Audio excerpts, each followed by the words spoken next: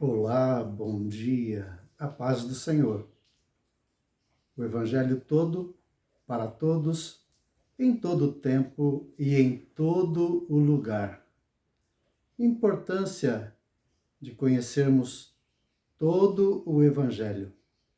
E temos enfatizado muito na questão Evangelho todo e não apenas parte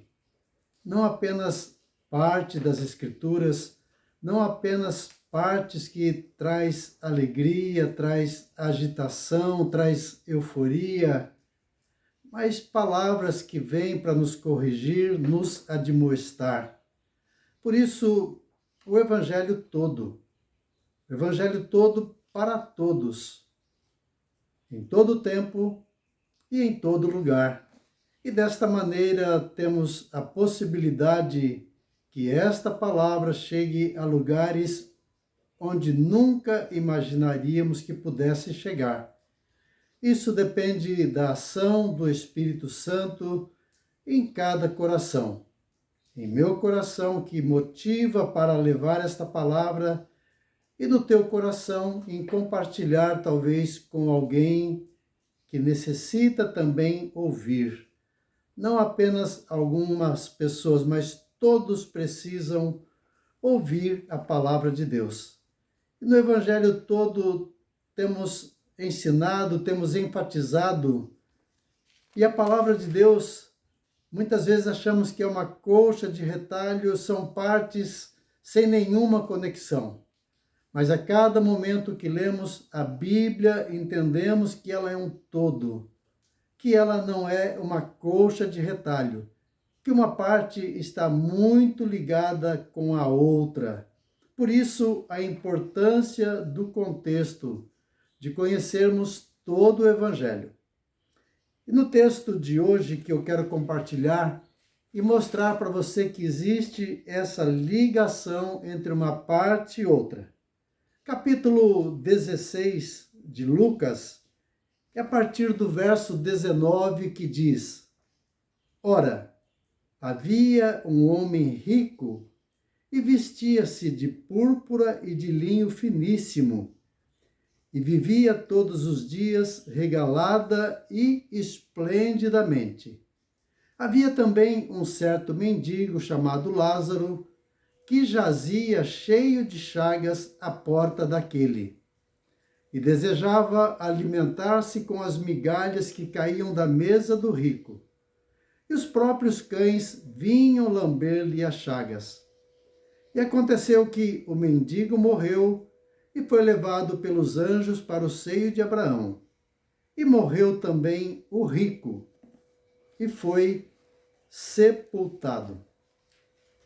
Você que tem nos acompanhado, e se ainda não nos acompanha, se ainda não ouviu as meditações anteriores, nós iniciamos no Evangelho de Lucas, capítulo 1, versículo 1, e agora chegamos no capítulo 16, esse texto lido hoje. Se você não conhece, volte atrás nas mensagens e você vai ver a ligação que existe entre um texto e outro. No capítulo 15, como já lido, meditado, nós temos as três parábolas: ovelha, dracma e o filho perdido. E Jesus contou esta história por causa da atitude dos religiosos. Jesus que comia e se assentava junto com os publicanos e os pecadores. Jesus que tinha alegria, que tinha grande prazer em estar com os pecadores e ensinando a respeito do reino de Deus. E Jesus conta a história dizendo: qual é o homem dentre vós que, se perder uma ovelha, não vai à procura, deixa as 99 e vai à procura da 100ª ovelha, e achando, promove uma grande festa, convida os amigos e diz: alegrai-vos comigo, porque a minha ovelha foi encontrada, a ovelha perdida foi encontrada. A mesma história ele se dirige: qual dentre vós é a mulher que, perdendo uma dracma, não acende as luzes, varre a casa e procura diligentemente até encontrá-la.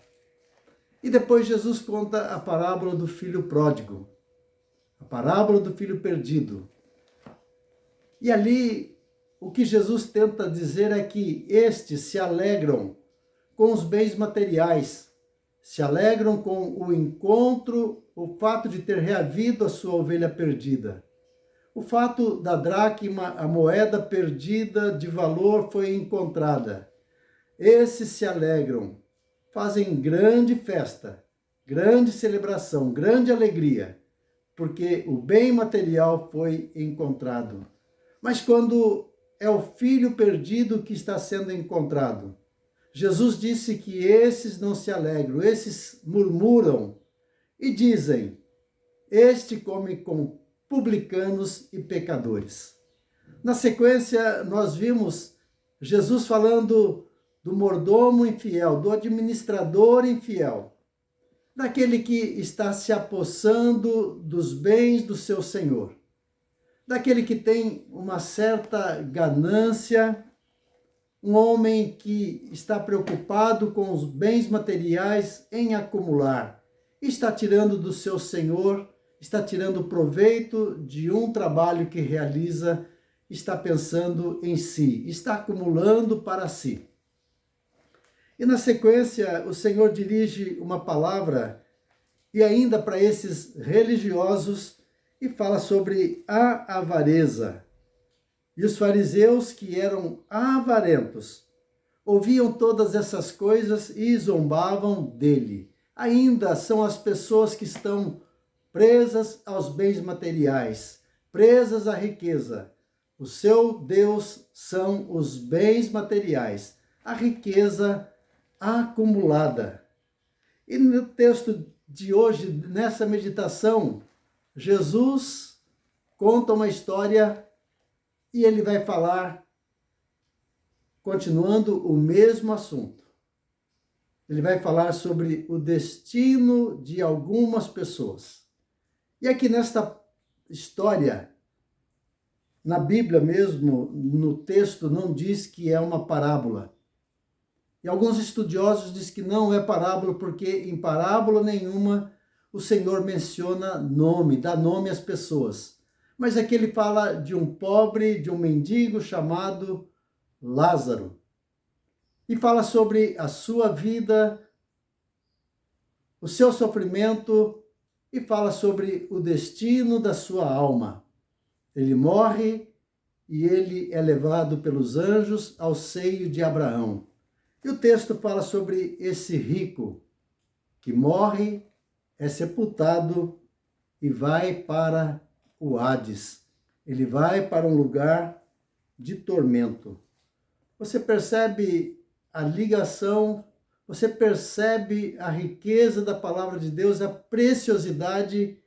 E quando nós lemos parte, versículos, lemos hoje um versículo, amanhã um outro que não tem nenhuma relação, nós abrimos a Bíblia e abrimos a esmo, abrimos sem um propósito definido, sem um estudo metódico, não queremos conhecer a palavra, mas pegamos versículos aqui, versículos soltos e queremos ter entendimento. Mas me fascina e me encanta a palavra de Deus, a beleza, a mente que está por trás. A Bíblia é a palavra de Deus, é a revelação, é o Espírito Santo que move homens a escrever, moveu homens a escrever. E nós entendemos que existe pé, existe cabeça, não é uma coisa, não é um monstro sem cabeça, nem pé, sem membros, mas existe uma ligação muito grande. Falamos sobre uma colcha de retalho. Mas existe harmonia. As peças são colocadas harmonicamente. As peças são colocadas, existe uma ligação, uma costura muito perfeita. Por isso, vamos estar meditando e vamos estar nos aprofundando nesta história do rico e Lázaro e o destino da alma. Não esqueça que ele fala sobre administrador infiel, fala sobre as riquezas deste mundo e também sobre as riquezas do céu. E a pergunta é: o que é que nós estamos construindo? Como mordomos de Deus, nós temos sido fiéis ou infiéis?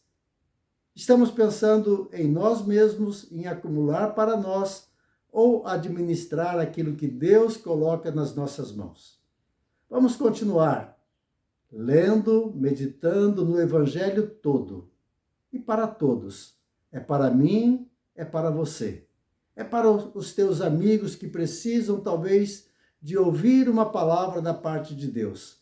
Pessoas que estão sem esperança, sem fé, sem saber o que fazer da vida e que precisam ouvir em todo tempo e em todo lugar.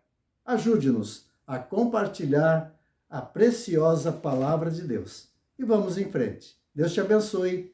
Tenha um bom dia. É o meu desejo e é a minha oração em nome de Jesus.